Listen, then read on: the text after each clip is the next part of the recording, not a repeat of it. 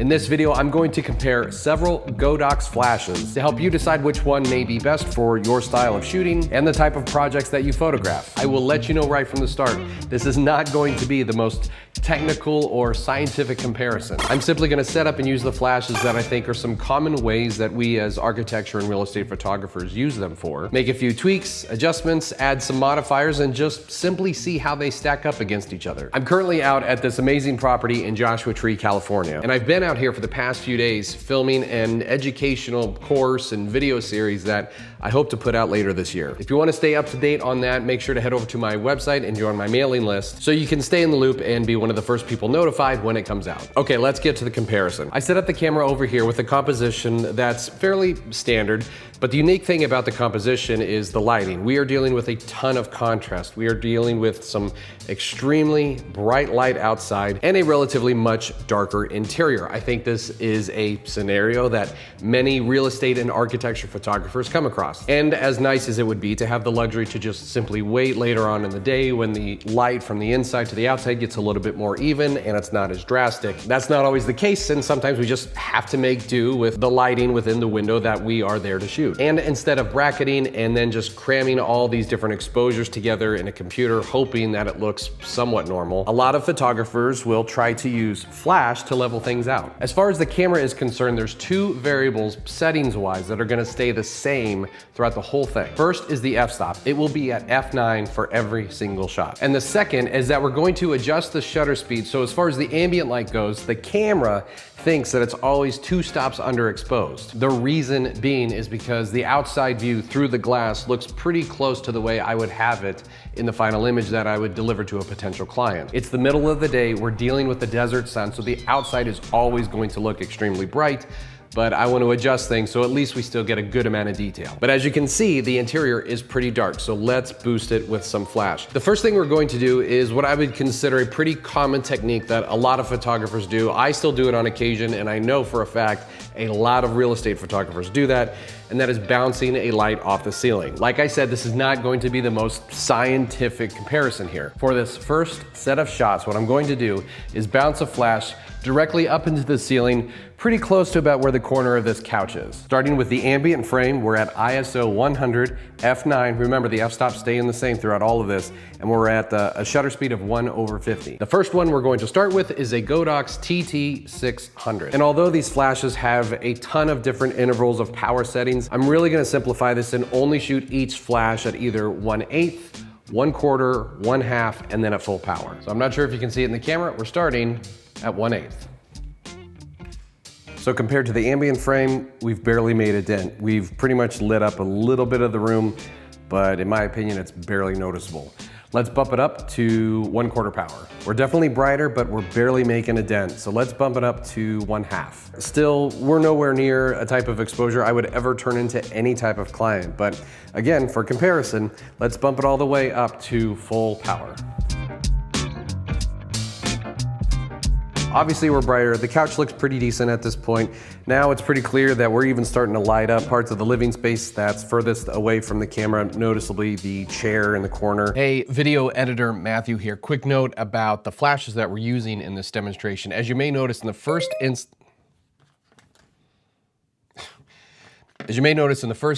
the flashes, wow. The flashes that were, oh my goodness, come on. Wow, I can't be the only one who gets texts like these, right? I get several of these a week, and on occasion, sometimes multiple ones in a single day. Not to mention the insane amount of spam calls I also get. I know one of the big reasons I get so many spam calls and texts is because big companies cannot seem to keep our data safe. Recently, Ticketmaster was hacked, and the data of 560 million users were put up for sale on the dark web. The data that was stolen includes full names, addresses, email addresses, phone numbers, and credit card data. At best, this could lead to just a lot more spam, and at worst, it could lead to actual fraud. So what is Ticketmaster doing about it? Nothing. They said they didn't think the hack would have a material impact on our overall business. All these businesses happily collect all our data, but then do nothing to protect it. That's why I use Aura, the sponsor of today's video. Aura alerts me when my data has been breached or it's been leaked out on the dark web. It gives me fast fraud alerts to let me know if anyone's trying to use that data to access my credit or bank accounts. And it removes my data from these data broker websites, so I end up getting less spam. I also get things like transaction monitoring, a VPN, antivirus, a password manager, parental controls, and identity theft insurance.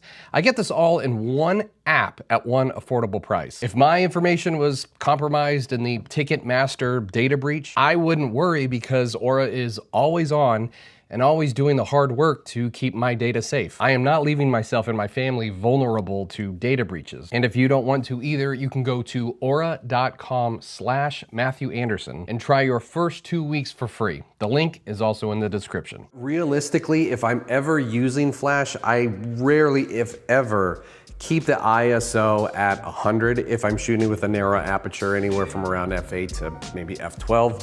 So what I'm gonna do, and I'll do this on each one of these other comparisons, is I'm changing the ISO to 400, and we're going to start with an ambient frame, again, really close where the camera thinks the exposure is 2 stops underexposed. We're gonna do round 2 of the same exact thing. The only difference now is that the shutter speed is slightly different, and now we're shooting at ISO 400. So again, we're gonna start with this flash at 1/8 power. That ISO change is definitely allowing more of the flashlight in. So let's bump it up to 1/4.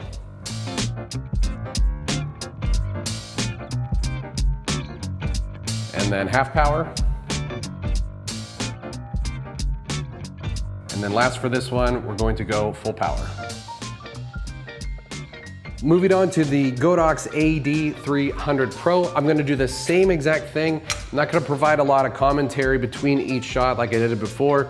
Again, this is just for comparison's sake, but we're gonna do the same exact thing. I'm gonna do a 1 round at ISO 100, and then we're gonna go round 2 with the ISO change to 400.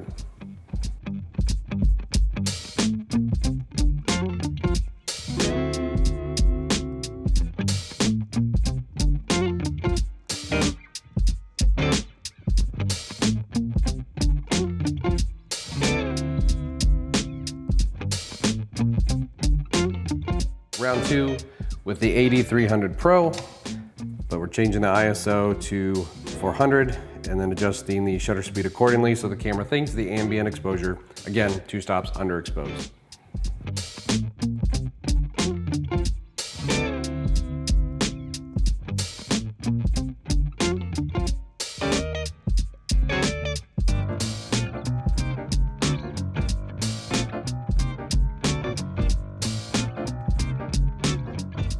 Next up is the Godox AD400 Pro.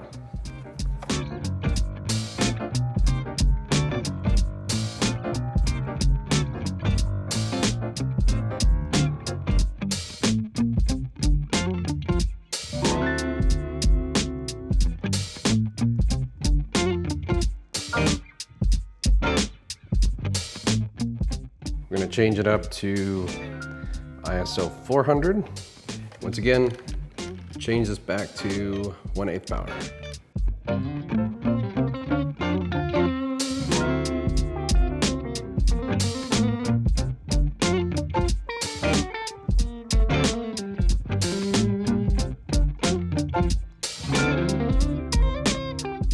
Moving on to the big boy, the AD600 Pro.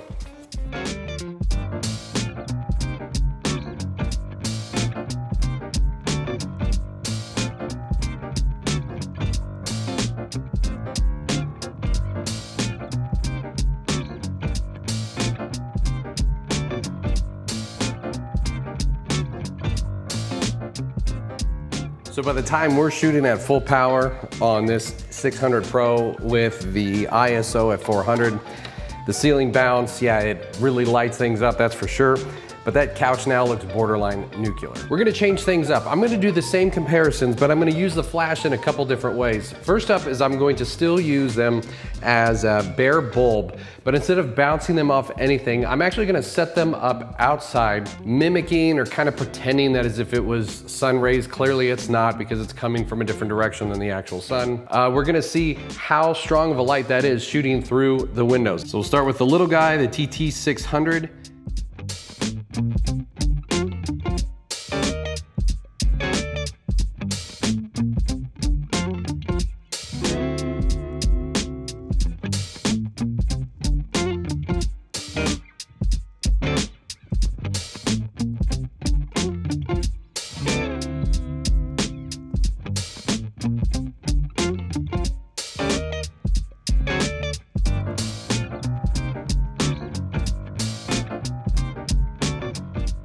Let's do the same thing, but now with the AD300.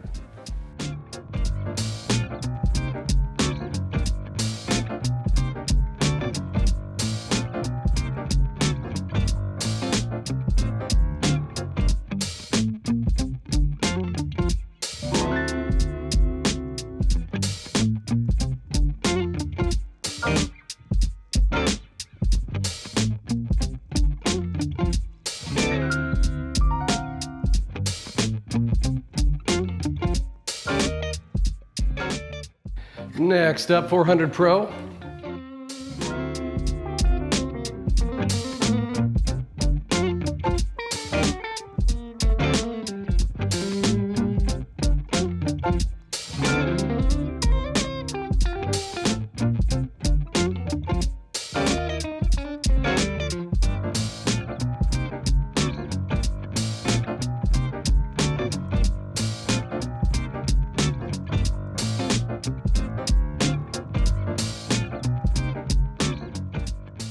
The AD600 Pro.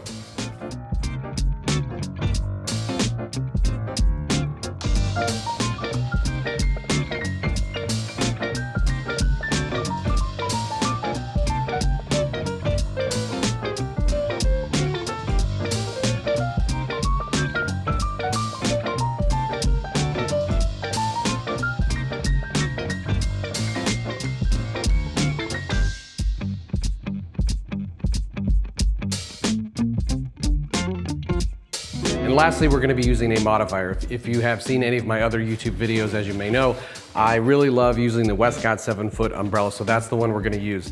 There's a ton of other modifiers. We just can't necessarily go through them all just for the sake of time. There's soft boxes, octo boxes, there's grids, reflectors, things like that. So again, not doing the most scientific in-depth comparison, but yeah, I'm gonna put the umbrella out there. I'm gonna put it up on the stand using one of the, probably the AD400 Pro first. I'm gonna put the Pro on there because there's a built-in mount for the umbrella. There is not for these. So what I'm gonna do is actually just hand hold these and shoot these into the middle of the umbrella, and then, yeah, go from there.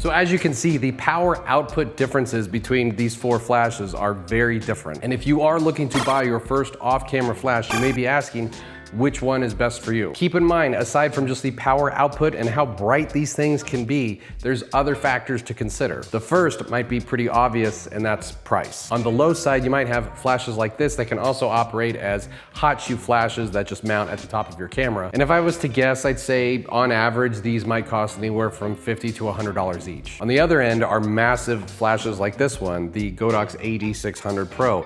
This thing's a beast, it is a tank, and it is powerful, but it also demands a high price tag. Depending upon if and or when this thing ever goes on sale, you might be paying anywhere from around, shooting from the hip here, $650 to maybe up to $1,000 for this thing. Another thing to consider is just simply the size of them. This one can easily just be held with your hand, whereas this one, more than likely, in a lot of scenarios, you're going to have to mount this on some sort of stand. This thing is insanely heavy. Yes, you can operate this handheld, but if you are on a shoot for multiple hours within a day, you are going to get worn out just holding this thing up. That's not even taking into consideration if you may be throwing a modifier on this thing. That'll do it for this video. If you enjoyed it, or at the very least got anything out of it, make sure to drop me one of these. If you made it all the way here to the end, as always, I sincerely appreciate you taking the time to watch.